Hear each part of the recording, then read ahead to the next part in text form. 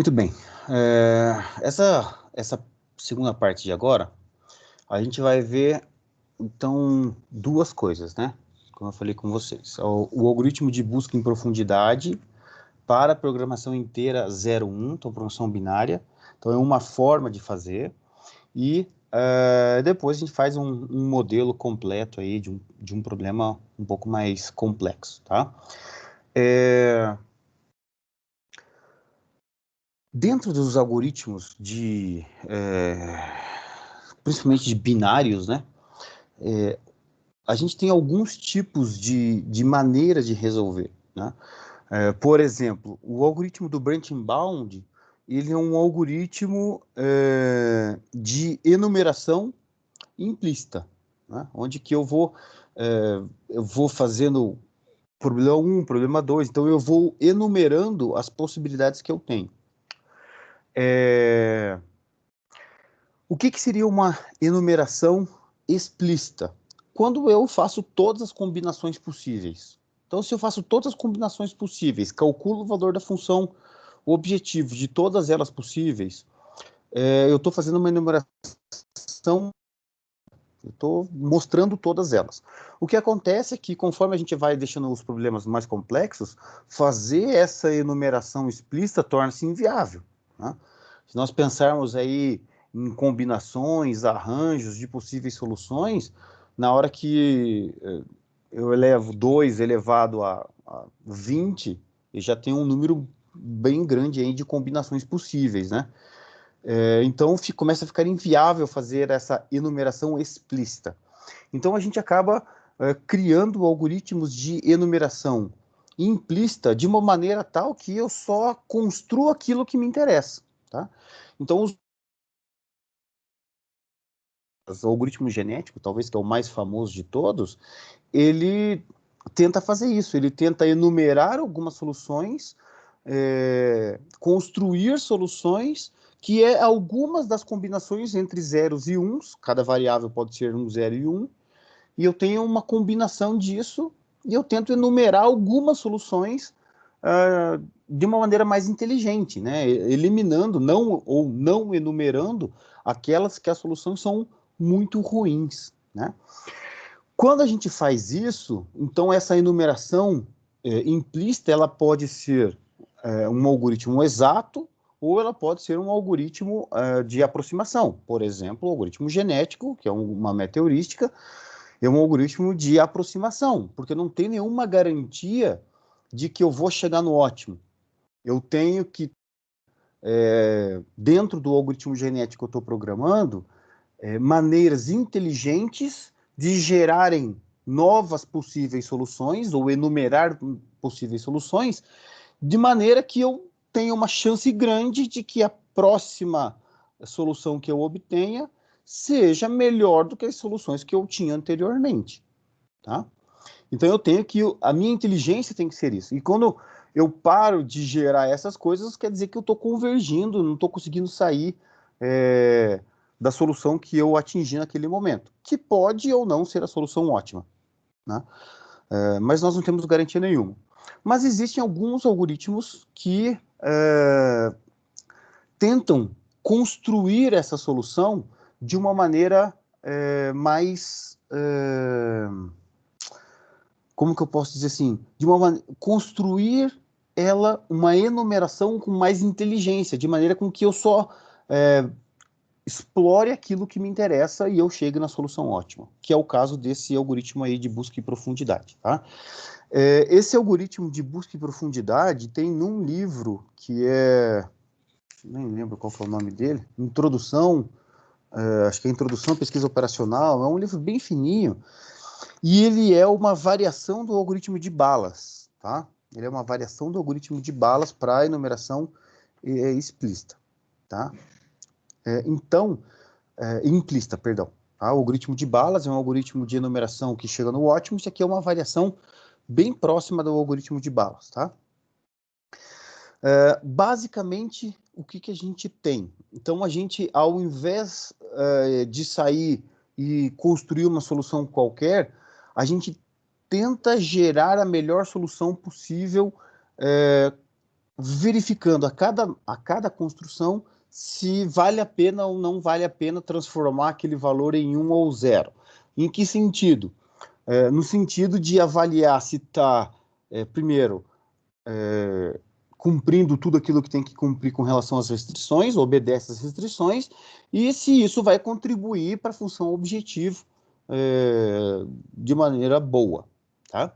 Então, o exemplo para a gente fazer isso, depois eu vou abrir esse arquivo depois de novo, só para copiar essas partes aqui, tá? Mas eu vou pegar um exemplo que é um exemplo de um problema da mochila com mais do que uma restrição, tá? Então, imagine que eu tenho aqui o seguinte modelo, tá? Eu vou colocar direto o modelo. Eu quero maximizar uma função z, que é dado da seguinte forma: 20 vezes xa, eu vou colocar x1, tá? x1 mais. Então, o que seria esse 20? Lembrando que qual que é o problema da mochila? O problema da mochila é aquele em que, dado que eu tenho um certo peso ou uma certa restrição daquele item e uma certa importância, e uma mochila limitada, né, com uma capacidade limitada, eu quero carregar o máximo de importância possível, desde que não estoure a capacidade da minha mochila. Tá? Então, o item 1 aqui, por exemplo, tem uma importância de 20, e assim por diante. Tá? O item 2 é 15, 34, é o x3, 17, x4, mais 56, o x5, 76, x6 e, por último, 29, x7. Tá? Então, essa aqui seria a importância desses valores, desses itens dentro da mochila. Só que, nesse caso aqui, ao invés de ser só uma restrição, eu vou ter 3 restrições. Eu vou ter 3 restrições. Para não ficar ditando tudo de novo, só vou alterar os valores aqui. Então, a primeira, por exemplo, a primeira podia ser, sei lá, o volume, tá? Então, isso aqui, sei lá, em centímetros cúbicos, sei lá, litros, alguma coisa assim. 65, deixa eu só pegar os valores certinho. 38, 52, 98 e 15. Isso aqui, obviamente, vai ser menor ou igual a, por exemplo, neste caso, 200. Então, eu tenho aqui uma restrição. Se eu parasse aqui, eu tenho um problema da mochila clássico. Tá?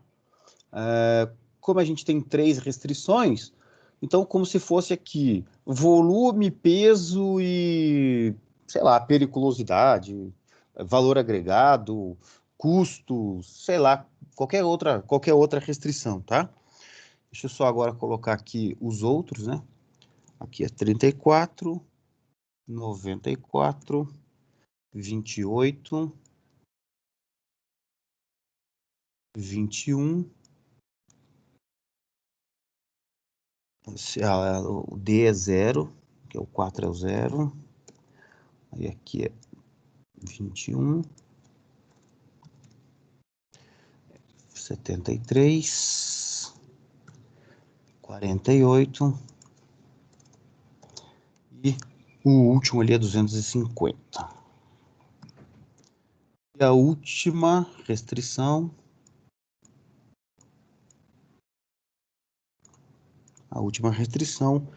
é 12 também, 67, 49,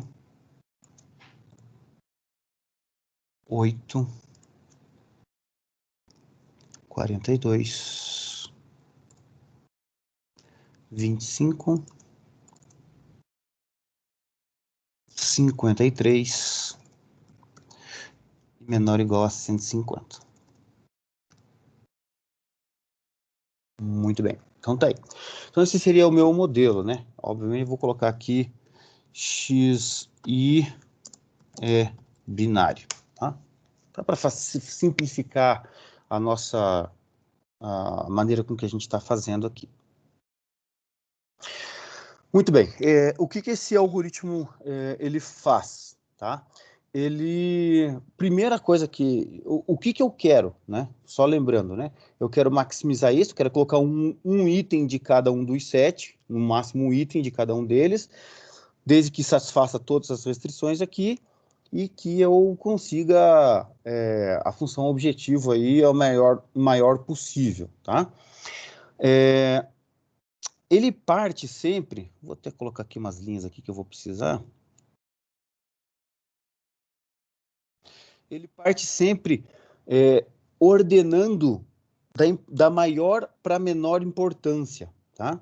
Então eu vou colocar aqui já embaixo a ordem com quem tem que estar as coisas, só que agora só a tabela mesmo, tá? Daí depois eu arrumo aqui.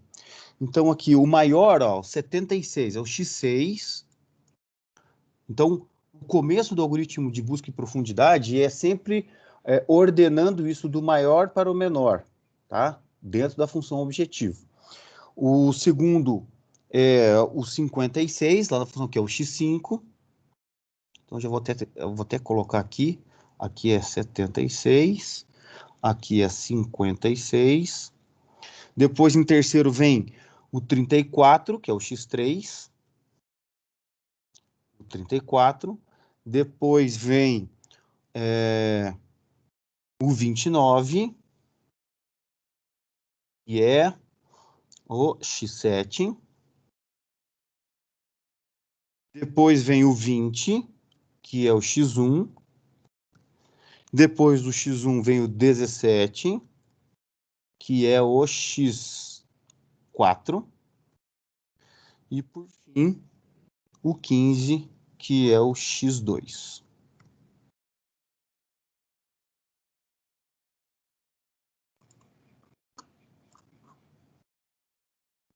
Tá? Então, essa aqui é a minha função objetivo.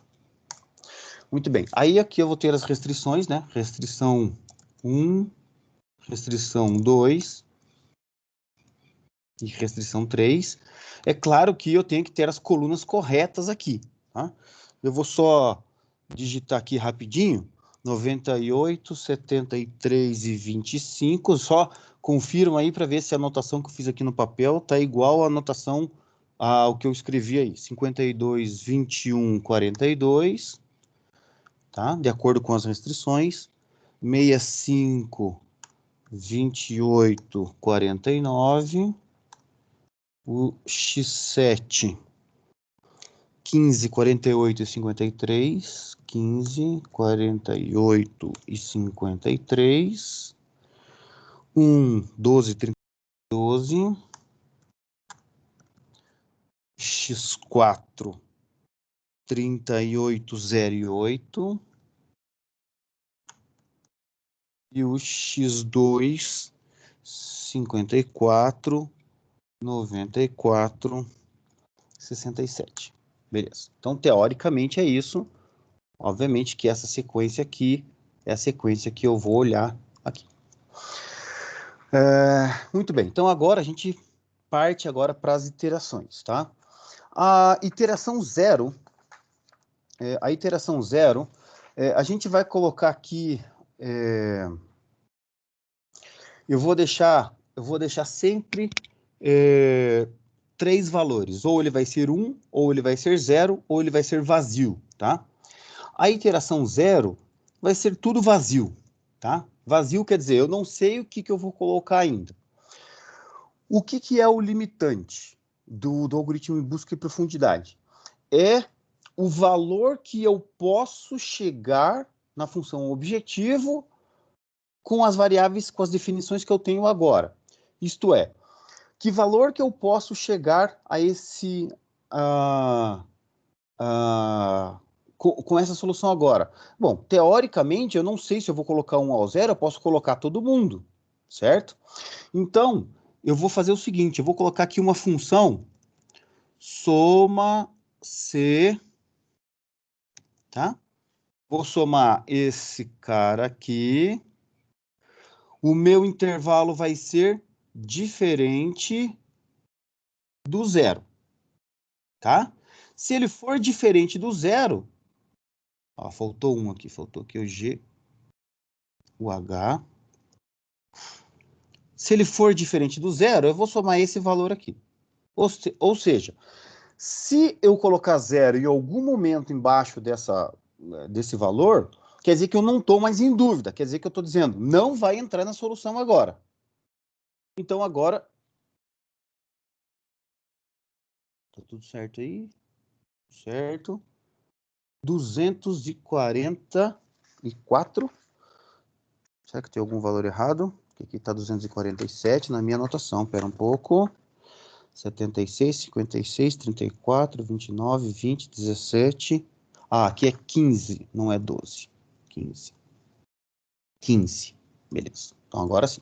Tudo bem? Então, se está em branco, eu não sei o que é. Se está zero, quer dizer, não vai entrar essa unidade dentro do meu, da minha solução. Se está 1, eu estou dizendo, está dentro da minha solução. Agora, o limitante é o potencial que eu tenho na solução até o momento. O potencial que eu tenho é qualquer coisa que pode entrar, que já está ou que pode entrar. Tá? A minha função objetivo já é o contrário. Né? A minha função objetivo inicial é aquelas que estão. Tá? Então, aqui eu vou fazer um somar produto desse cara fixo, obviamente, que é o meu valor, com esse aqui. Então, aqui já é diferente. Aqui, se tiver, só vai contabilizar se for 1. Se for 0 ou vazio, então a minha função objetiva agora é 0. Por quê? Porque não tem ninguém lá dentro. As minhas restrições vão ser as mesmas coisas. Ou seja, eu tenho que verificar se... Agora eu vou colocar aqui os valores das restrições, né? 200, 250 e 150. Eu vou fazer um somatório disso daqui. Se for 1, se eu tiver dentro dele. Então, se tiver 1, eu vou somar. Isso aqui tem que dar menor do que isso. Se for menor, eu vou responder aqui ok. Se não for menor, eu vou dar... eu vou dizer que não atinge a restrição e eu estou com um problema na restrição 1. Então, como é que eu vou fazer isso? Então, eu vou colocar assim, ó, uma funçãozinha aqui, ó. C, agora eu vou colocar aqui um somar produto da restrição 1, esse cara fixo, esse cara, com a solução que eu tenho no momento. Se isso aqui for menor ou igual que os 200, obviamente fixando 200, a minha resposta vai ser ok. Então, a minha resposta vai ser não. A restrição 1 não está ok. Perfeito? Então, aqui vai dar ok, obviamente. Vou fazer isso para a restrição 2 e 3. Eu vou só corrigir aqui. Aqui para cá, esse para cá e esse para cá. E a 3. Vou corrigir aqui na solução. Esse para cá e esse para cá. E o critério de eliminação é um desses 4 aqui, que aí agora voltamos lá para o meu algoritmo, tá? Vamos entender o algoritmo aí. Ele diz o seguinte, o algoritmo de busca em profundidade, programação 01, a busca em profundidade atribuindo o valor 1 às variáveis do problema pode ser feita avaliando a última solução parcial que eu tenho até o momento. Ele pode ser inviável pela restrição, tá? Inviável pela restrição significa, bom, com a solução que eu estou nesse momento, alguma das restrições que eu tenho, ela foi infringida. O que eu vou fazer? Eu vou transformar o último 1 da solução parcial completa ou incompleta se transforma em 0, a próxima em 1 e as subsequentes se transformam em interrogação, que no nosso caso lá é o vazio. Tá? Então eu vou copiar isso daqui. Eu vou colar lá no nosso texto aqui, para a gente não ter que ficar olhando lá toda hora. Tá? Depois eu puxo para cá. Qual que é a segunda possibilidade? Ele é inviável pelo limitante. Tá? Ele é inviável pelo limitante. Significa o seguinte, se eu fizer essa solução, vai dar um valor limitante pior do que aquilo que eu já tenho na minha função objetivo, que é um z. Então não tem por que eu ficar explorando isso, uma vez que eu tenho ordenado aquilo ali do que mais agrega a função objetiva ao que menos agrega a função objetivo, do que mais agrega ao que menos agrega.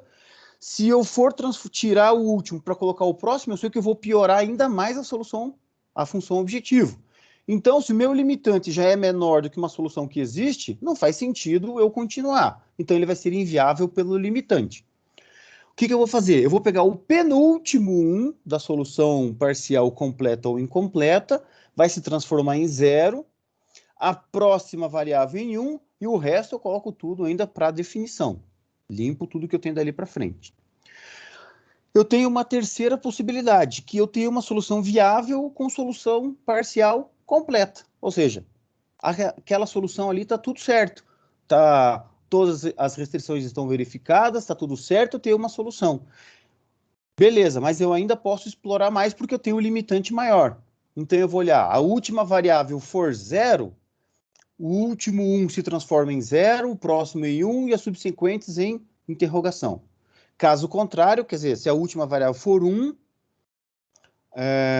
eu transformo o 1 que está imediatamente antes do primeiro 0, indo de trás para frente em 0, a próxima variável em interrogação e assim vai. E por último, eu tenho uma possibilidade de ter uma solução viável, porém incompleta. O que eu vou fazer? Eu vou atribuir 1 para o próximo e vou fazer as contas de novo. Tá? Então eu vou copiar esses 3 caras aqui, que eu não copiei, para lá, para que a gente possa acompanhar por aqui, não ter que ficar trocando de arquivo.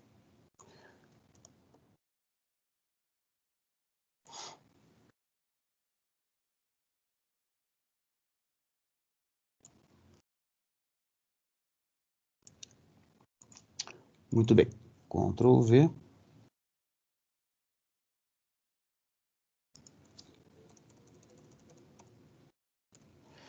Muito bem.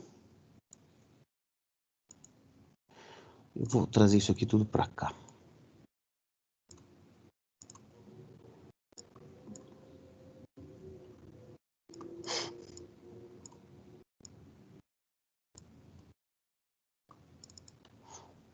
Pronto. Tá, então aqui a gente consegue ler aí o que for necessário. Muito bem, então o que a gente faz? Agora, a gente está na primeira solução, que é uma solução viável. Opa, copiei alguma coisa errada aqui. Incompleta. Aqui é incompleta. É uma solução viável, ou seja, não sei o que aconteceu. Eu vou atribuir o valor 1 à próxima variável solução. Então, a minha iteração 1 sempre vai ser esse aqui, mais 1, né? Eu vou pegar, qual que é a primeira? Eu vou colocar 1 aqui. E aqui eu vou começar a copiar a solução para baixo. Aqui o critério de eliminação dessa solução é uma solução D. Por quê? Porque ela é uma solução viável, mas é incompleta. Isso aqui é viável, mas é incompleto. Muito bem. Vamos ver o que deu de errado nessa fórmula aqui. Se é diferente de 0... eu deveria estar somando... Ah, eu não fixei aqui, só isso. Deixa eu só fixar isso aqui. Essa aqui que eu tenho que fixar.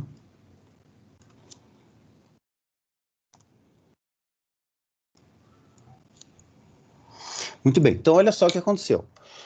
A partir da primeira iteração, então agora, eu fiz o seguinte. Eu coloquei o X6 dentro da mochila. Quando eu coloquei o X6 dentro da mochila, meu limitante continuou sendo 247. Quer dizer, eu tenho esse cara, eu tenho certeza. Esses aqui eu ainda posso colocar. Continua sendo 247. A minha função objetivo passou a valer 76, mas ela é solução incompleta ainda, tá? Eu vou colocar aqui mais uma coluna, chamada de Z estrela, tá? Z estrela. O que é o Z estrela? Eu vou deixar esse Z estrela aqui, que é a nossa comparação, somente uma solução parcial completa, ou seja, o que nós chamamos lá no branching bound de um bound. Se eu tenho um bound, aqui vai ter um certo valor, vai ser o nosso primeiro bound, e eu vou passar a olhar para ele daí, tá? Vou olhar para ele, para ver se ele é inviável pelo limitante ou não. Tá? Muito bem. Eu posso até colocar aqui, eu vou colocar iteração estrela, para a gente marcar depois qual é a iteração que a gente tem essa solução completa. Então, olha só, colocando o 73, obviamente que eu só tenho aqui 98 nessa mochila, é menor que 200, 73 é menor que 250, 25 é menor que 150.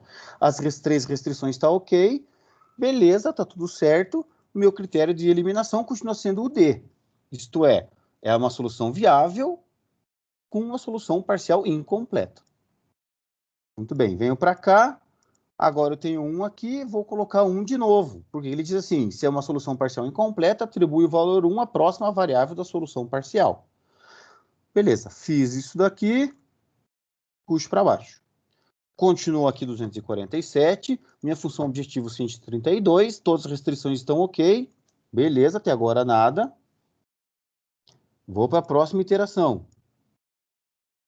Posso colocar mais uma. O que eu estou fazendo aqui? Coloquei o 6, o 5 e o 3 na minha mochila, porque são os 3 mais importantes.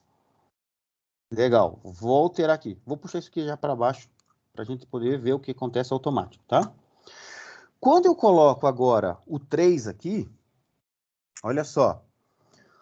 Beleza, coloquei 76, 56, 34, meu limitante continua sendo o mesmo, minha função objetivo 176, porém na restrição 1, ele não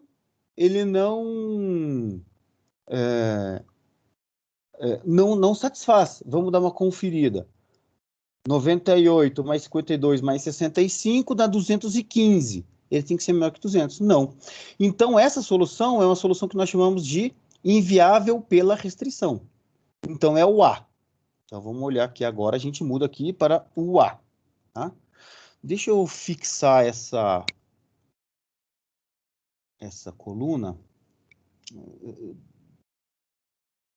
Congelar painéis. A linha. Não, volta a descongelar. É esse aqui que eu quero. Tá? Beleza. Então, tá aqui. Então, o que ele diz quando é a eliminação A? Inviável pela restrição. O último 1, vou ler aqui, ó, o último 1 da solução parcial completa ou incompleta se transforma em 0, o próximo em 1 e as subsequentes em interrogação, que é o vazio. Então, eu venho aqui e vou fazer isso, ó. O último se transforma em 0, o próximo em 1 e o resto deixa vazio. O último se transforma em 0, o último 1 se transforma em 0, a próxima variável em 1 e a subsequente se transforma em vazio. Agora vejam que o meu limitante ele é 213. Agora, por quê? Eu tirei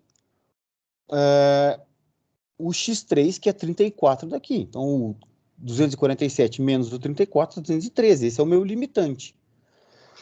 Quando eu fiz isso, essa solução aqui tem uma função objetivo de 161 neste momento, até agora, colocando esses 3, satisfaz as restrições, maravilha, legal. Voltei para minha solução viável, é uma solução viável, porém incompleta. Atribuo 1 para o próximo. Beleza, repito aqui, 1, 1, 0, 1, construo 1 aqui. Tranquilo, continuou dando certo. Aqui, beleza, uma solução viável, porém incompleta. Vou para o próximo. Próxima iteração. 1, 1, 0, 1, 1, 1. Opa, aqui nessa iteração 6 aqui agora, ele não atende a restrição 1 de novo. Não atende a restrição 1 de novo. só para a gente conferir.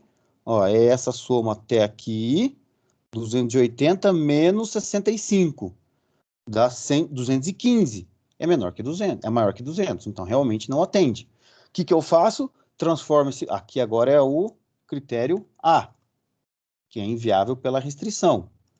O que eu vou fazer? Vou pegar o último 1, transformo em 0, o próximo em 1. Beleza. O que aconteceu agora? Eu tenho as 3 restrições não atendem. Então é inviável pela restrição. Como eu só tenho mais um aqui, o que eu vou fazer? 1, 1, 0, 1, 1, 0, transforma em 0. Não tem como transformar em 1 para frente. O que aconteceu nesse primeiro cara aqui? Nessa iteração 8? É a primeira vez que eu tenho uma solução completa. Então, isso aqui é uma possível solução completa, que deu 181. Muito bem, então agora eu vou colocar aqui, ó, 181 passa a ser a minha solução. Eu esqueci de fazer assim. Passa a ser a minha solução. Ah, era aqui, meu. 181. Isso aqui é igual ao anterior. Isso aqui na restrição 8. Então, a primeira solução completa está aqui. Muito bem. Agora, eu tenho o item C. Viável com solução parcial completa. Então, eu vou lá e vou olhar o seguinte. Vamos ler o que é isso aqui. Se a última variável for 0, que é o caso, o último 1 se transforma em 0, a próxima em 1 e o resto eu deixo vazio. Tá bom, vou fazer isso. 1, 1, 0, 1. O último 1 se transforma em 0, o próximo em 1 e o resto eu deixo vazio.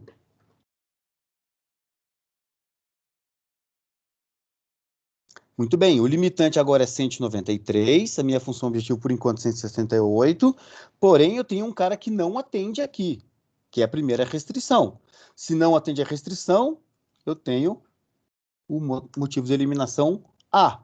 Motivo de eliminação A é inviável pela restrição. O último 1 da solução se transforma em 0, a próxima em 1 e o resto continua. Então, na minha iteração 10, 1, 1, 0, 1, 0, inviável. O último 1 se transforma em 0, o próximo em 1, e beleza. Eu tenho aqui agora um limitante de 176, uma função objetiva de 176, e eu tenho um problema aqui, ó, não atende. Porém, antes de eu olhar as restrições, esse cara aqui já é menor do que o limitante que eu tenho. Ó, a função objetivo dele é 176. Eu já tenho uma outra solução completa, viável, que é a 8, que dá 181.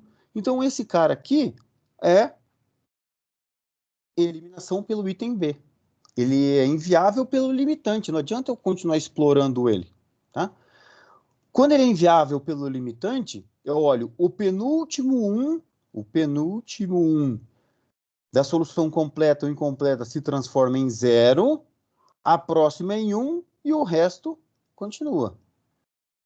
Então, olha lá, 1, 1, 0, o penúltimo 1 é esse aqui, se transforma em 0, o próximo em 1 e o resto continua. E assim vai. E assim vai. Então, essa é a dinâmica de uma possível construção de uma solução. Computacionalmente, isso aqui é muitíssimo rápido. É extremamente rápido. Então, quando eu tenho só variáveis binárias, quando o meu problema não é muito complexo, quando eu digo muito complexo, quando eu não tenho um conjuntos de restrições complexas, como, por exemplo, de subrrotas, etc., mesmo assim dá para fazer. Eu posso usar esse tipo de algoritmo aí. Tá? Então, fica para frente para vocês aí. A gente termina isso aqui na iteração 24. Tá? Então, fica como exercício para vocês aí terminarem esse esse algoritmo de busca em profundidade. Tudo bem? Mas a lógica, acho que já pegaram, né? É bem simplesinho, não tem nada demais. Você veja que na própria planilha dá para programar tudo. Eu poderia até automatizar a regra aqui, fazer tudo automatizado e só arrastar para baixo, tá? Então, bem tranquilão mesmo, tá? Bem tranquilão mesmo. Muito bem. Então, esse é o algoritmo de busca em profundidade. Então, só para a gente fechar a nossa aula de hoje aí, acho que não vai dar tempo da gente fazer completo, tá? Mas a gente começa fazendo hoje e continua na aula que vem o exercício 20 que eu vou fazer, tá? O exercício 20, embora eu já tenha feito ele várias vezes, em vários momentos, quase toda aula, conteúdo, eu sempre dou esse exercício, ele é bom por alguns motivos, tá? Então vamos ler aqui e entender esse exercício 20 para eu direcionar vocês. A gente pode fazer assim, eu direciono vocês e aí na aula que vem a gente faz, no começo da aula, uma correção aí da solução e etc. Trago pronto daí só para a gente discutir, tá? Então basicamente é uma empresa de distribuição de petróleo está estudando um esquema de distribuição de combustível em 4 mercados consumidores, A, B, C e D, cuja demanda é apresentada no quadro abaixo. Tá? Então, eu tenho 4 mercados lá com uma certa demanda mensal, 150, 200, 120, 240. No atendimento dessa demanda, a empresa pretende utilizar transporte marítimo e terrestre. Então, tem 2 tipos de transporte, vamos entender como que funciona isso. Para tanto, é necessário instalar terminais marítimos ao longo da costa. Esse necessário instalar pode ser também contratar, tá? Instalar necessariamente não quer dizer que eu vou construir, eu posso contratar um terceiro, fazer uma contratação disso. Os portos escolhidos para as instalações de possíveis terminais são denominados de portos P1, P2, P3 e P4. Então, os tipos de terminais que podem ser instalados estão apresentados no quadro a seguir. Então, lá eu tenho 4 portos, só que imagine que eu tenho lá várias ofertas de terminais. Em todos os 4 portos, eu tenho 3 tipos de terminais. Então, eu tenho um tipo de terminal 1, que seria uma capacidade de 100 mil toneladas por mês, com um custo fixo de 500 mil mês, e um custo por tonelada movimentada de 6,50. Obviamente que... obviamente não, mas em geral, né, o mais lógico é que quando a gente tem um custo fixo menor, o custo variável acaba sendo maior, tá? Esse é mais ou menos o que sempre acontece. Isso acontece com caminhão, com transporte, mesma coisa. Quanto maior o caminhão, maior o custo fixo, menor o custo fixo, maior o custo fixo e menor o custo variável. Porque a gente está olhando por tonelada transportada. Então, o do Porto 2, capacidade de 200 mil, custo fixo de 800 mil mês, custo variável de 5,30 por tonelada, e o Porto do tipo 3, 300 mil de capacidade, 1 milhão de custo fixo por mês, mais 4,50 custo variável. Isto é, eu posso abrir no Porto 1 um terminal do tipo 1 ou do tipo 2 ou do tipo 3 ou nenhum.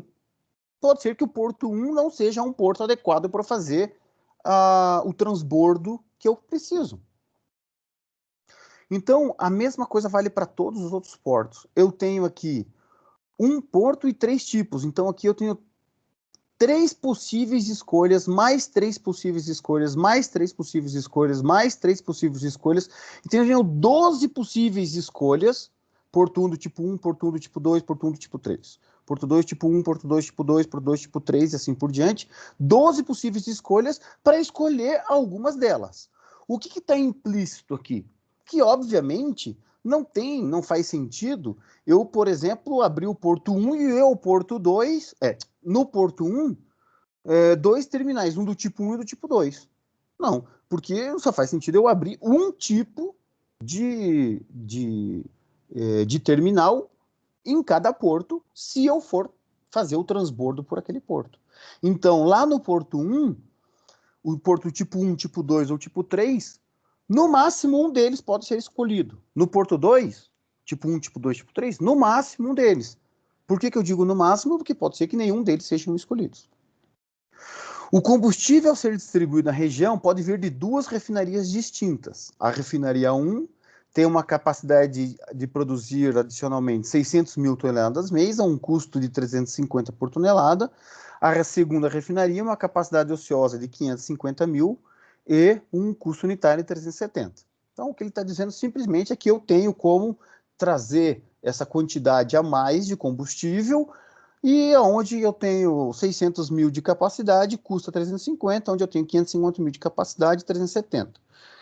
O custo unitário de transporte é 5,60 por tonelada por quilômetro para o modo terrestre, que é entre os terminais e os mercados. Então ele vem de navio lá, chega no terminal e depois de caminhão vai até os mercados. E 82 centavos por tonelada por quilômetro para o modo marítimo, entre a refinaria e o terminal. Então a refinaria está do lado ali, por exemplo, ali de Santos, né?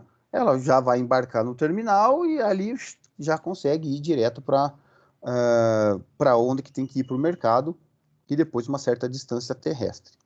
As distâncias de transporte estão apresentadas no quadro abaixo. Então eu tenho aqui dos mercados, das refinarias para os portos, que é a primeira perna, que é a parte marítima, e dos portos para os mercados, que é a segunda perna, que é a parte terrestre.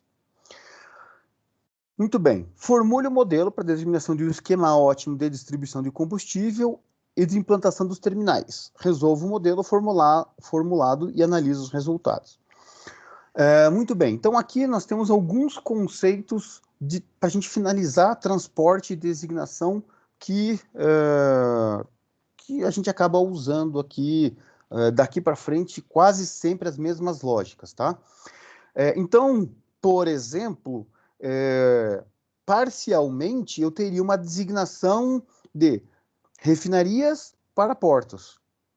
Eu teria uma designação de portos para tipos de portos. Uma outra designação de esses tipos de portos para mercados. Você veja que é uma coisa que está implícita no meu modelo. Eu tenho que designar quem vai entregar para quem, tá? Aí, como não é binário, é uma quantidade, eu tenho que designar quem vai entregar para quem, quanto. Dado essas capacidades e essas demandas, quem vai entregar para quem, quanto. Como no meio desse transporte existe uma mudança de veículo, que não necessariamente precisa ser mudança de modal, nesse caso aqui nós estamos mudando do modal. Ele sai do transporte marítimo para o terrestre, mas poderia ser uma mudança entre veículos. Isso nós chamamos de transbordo, tá? É esse custo variável aqui, é o custo de transbordo, de sair de um veículo para ir para o outro, o uso de um equipamento, o aluguel de um equipamento, a mão de obra que eu estou usando, é o custo por transbordo. Como neste caso nós vamos abrir ainda um terminal, ainda tem um custo fixo por mês, que é aquele terminal lá ser alugado e tal, luz, água, telefone, etc, etc, etc. Tá? Então esse modelo é bem completo. Deixa eu abrir aqui uma nova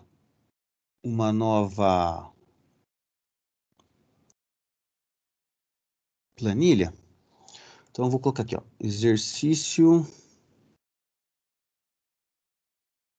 20 ppl. Eu vou mostrar sua lógica aqui para vocês e eu vou deixar como um exercício na lista para todo mundo. Quem já fez, ganhou exercício de boa. Então eu tenho aqui, ó, refinaria 1 e refinaria 2. Vou só colocar isso aqui para baixo para a gente montar aqui. Aqui no meio, então aqui eu vou ter um transporte que nós chamamos de transporte marítimo. Tá? Aqui no meio, então entre as refinarias e lá os mercados, eu vou ter os portos. Então eu vou chamar aqui de Porto 1, Porto 2, 3 e 4.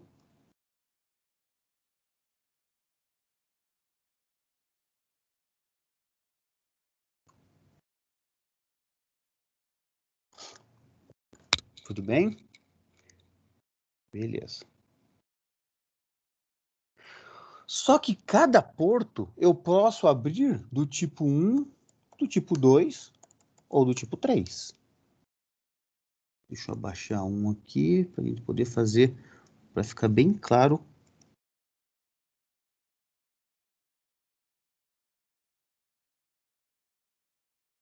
Ctrl C, Ctrl V.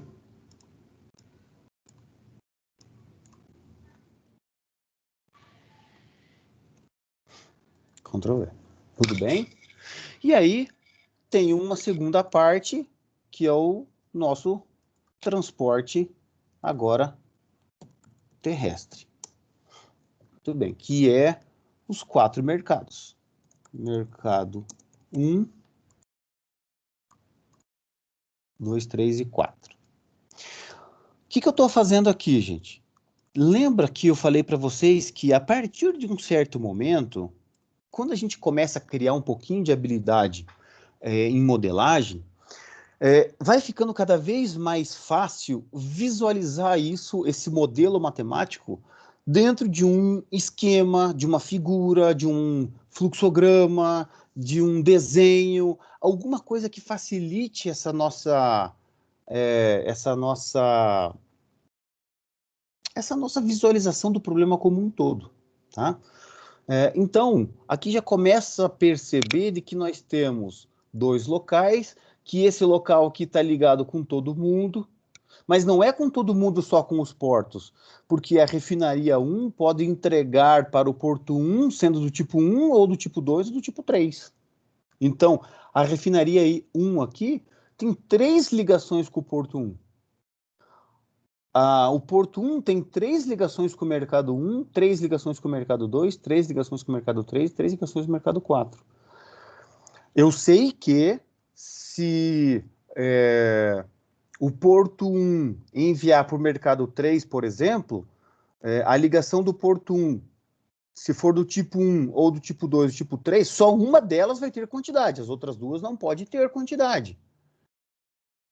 E eu sei também, obviamente, que se o porto 1 do tipo 2 estiver entregando para o mercado 3, obviamente que a refinaria 1 só pode mandar para o porto 1 do tipo 2. Ela não vai poder mandar a refinaria 1 para o porto 1 do tipo 1, porque não vai ser aberto o tipo 1 no porto 1, ou o tipo 3 no porto 1. Vai ser aberto o tipo 2 no porto 1. Então eu tenho que tomar esses cuidados. Veja, não tem nada escrito disso. Essas coisas a gente tem que tentar entender. Então, aqui eu tenho lá, eu vou colocar os dados aqui, só para a gente entender um pouquinho. Então, ó, a primeira é 600 e 350.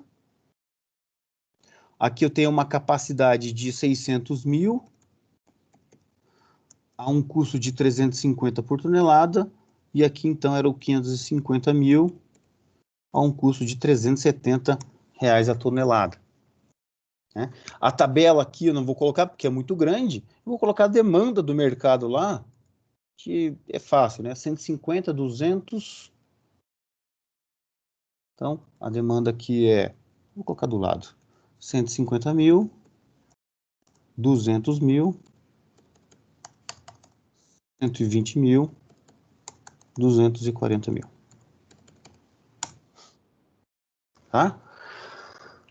Muito bem, então olha só, eu vou definir as variáveis com vocês e aí eu vou deixar para vocês pensarem aí para a semana que vem, tá? Vou deixar vocês pensarem para a semana que vem. Obviamente que tem lá nas outras listas, eu vou trazer tudo pronto na semana que vem só para a gente discutir. E aí eu vou fazer o modelo matemático também. Então, que tipo de variável que eu tenho aqui? Eu vou ter uma variável aqui que eu tenho uma refinaria enviando para um certo porto de um certo tipo, tá? Então eu vou começar a definir agora, lá no modelo formal, já vou começar a pensar de uma maneira generalizada. Eu vou chamar essa refinaria aqui de R, R minúsculo. Então, o meu índice R está relacionado às refinarias. Nesse caso aqui, eu tenho uma refinaria 1, refinaria 2, mas poderia ter refinaria 3, refinaria 4, refinaria 5, etc. Tudo bem? Então, aqui o Rzinho vai ser um índice que eu vou usar para refinaria. O porto, eu vou usar uma letra P, por exemplo. Então, aqui eu tenho 4 portos. Então, P vai ser igual a 1, 2, 3 ou 4. Mas poderia ter 5, 6, 7, 8. O tipo que eu vou abrir do porto, eu vou chamar de T, que é o tipo 1, tipo 2, tipo 3. Tipo 1, tipo 2, tipo 3. E o mercado, eu vou chamar de M. Vou chamar de M, que é mercado 1, mercado 2, mercado 3, mercado 4. Podia ter quantos mercados eu quisesse. Então, aqui no meu transporte marítimo, eu vou ter uma variável do tipo X, que vai ser a quantidade transportada da refinaria R para o porto P do tipo T. Essa é a minha variável de decisão aqui. E aqui no meu transporte terrestre, eu vou chamar uma variável Y, que vai ser um transporte do porto P do tipo T para o mercado M. Aqui minhas duas variáveis. Mas eu tenho mais uma variável, né? Porque se nessa quantidade, por exemplo, se a soma de tudo que eu transportar da refinaria 1 for igual a 0, eu sei que não vou comprar da refinaria 0, da refinaria 1. Beleza. Mas eu tenho uma outra decisão aí embutida. Eu tenho uma decisão se eu abro um porto P de um certo tipo T. Eu tenho uma decisão binária. Então eu vou chamar aqui uma variável Z se eu vou abrir o porto P do tipo T, 1, se isso ocorrer, 0, se isso não ocorrer. Eu tenho uma variável binária. Então, eu tenho aqui um modelo que ele é misto. Tem variáveis contínuas e variáveis binárias. Tá? Um modelo misto. O que a gente fez agora há pouco, por exemplo, era um problema de programação binária. Tá? Só tinha variáveis binárias. Agora tem um misto, tem variáveis contínuas e variáveis inteiras. Então agora eu tenho que deixar indicado para vocês pensar o seguinte: tudo que sai daqui não pode passar de 600 mil, tem que ser menor ou igual a 600 mil. Tá, vamos pensar o seguinte: quem que está saindo daqui? Tá? Então vou colocar o R igual a 1. R igual a 1, então vai ficar x1 porto 1 do tipo 1, porto 1 do tipo 2, porto 1 do tipo 3, porto 2 do tipo 1, porto 2 do tipo 3, porto 2 do tipo 3. Porto 3 do tipo 1, porto 3 do tipo 2, porto 3 do tipo 3.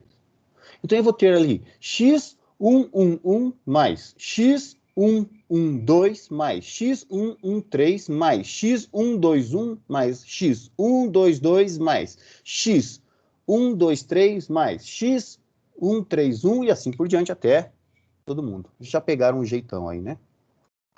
Tudo isso aqui tem que ser menor ou igual a 600 mil. Mesma coisa agora, só que em vez de R ser igual a 1, R igual a 2. Então, o que eu quero que vocês escrevam? Tentem escrever, e aí eu vou mostrar para vocês na aula que vem, isso pronto, para a gente só ler e entender. Vou gastar 15 minutinhos no começo da aula que vem. Eu quero que vocês tentem fazer. Façam um modelo, façam isso daqui. Não vou nem colocar na lista. Não vou nem colocar na lista. Isso aqui é esforço pessoal de cada um para melhorar o nível. Para depois não vir falar lá depois, professor, é muito difícil, não estou conseguindo fazer, porque eu não estou conseguindo fazer modelagem, porque sozinho. Tá, se não tenta, não vai conseguir mesmo. Tem que tentar. Tá? Se você não tiver dúvida, eu não consigo ajudar a melhorar.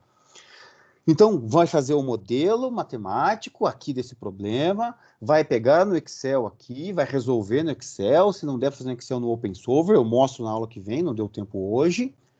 E a gente vai transformar esse modelo para um modelo genérico. Ou seja, ao invés de eu ter refinaria 1 e 2, eu vou ter R refinarias. Rzinho vai de 1 até 1, 2, 3 até Rzão maiúsculo. Portos eu vou ter de 1, 2, 3 até Pzão maiúsculo. Tipos eu vou ter tipo 1, 2, 3 até T maiúsculo. M, eu vou ter mercado 1, 2, 3 até Mzão maiúsculo. Eu vou ter R refinarias, P portos, T tipos, M mercados.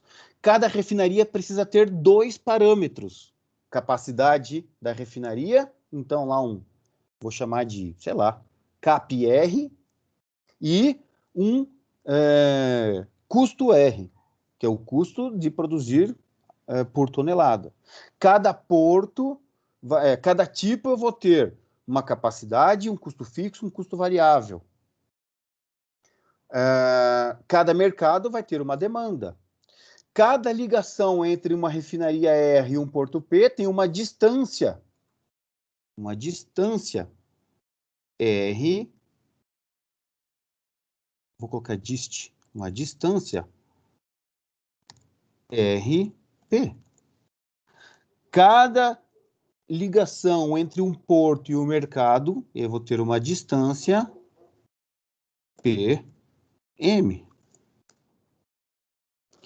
E aí, ao fazer esse modelo, ao resolver no Excel, ao construir o modelo genérico formalizado, se eu simplesmente entrar com outros parâmetros, com os dados de entrada, eu vou resolver esse cara de qualquer tamanho, tá? Então eu vou deixar isso para a gente dar uma olhada na semana que vem como é que faz. Tudo bem, gente? Beleza? Beleza. Então eu vou deixar isso aqui para vocês, indicado. Vou também colocar na pasta aqui para vocês olharem como é que faz aí.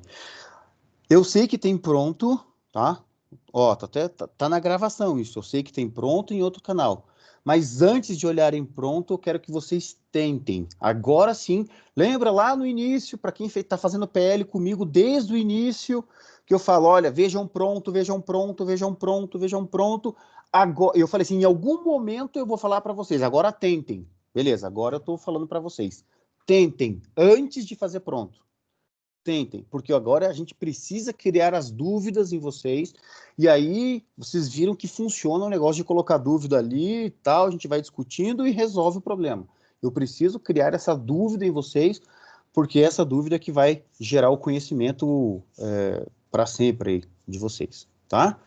Então, tentem fazer primeiro, tentem escrever. Se eu escrevi errado, se não escrevi certo, não tem problema nenhum, tá? E aí, depois vocês comparam com o que a gente fez com o que vocês fizeram. Aí, se vocês quiserem olhar na solução, já podem olhar depois. Tá bom? Então, eu vou salvar aqui e vou parar a gravação de hoje.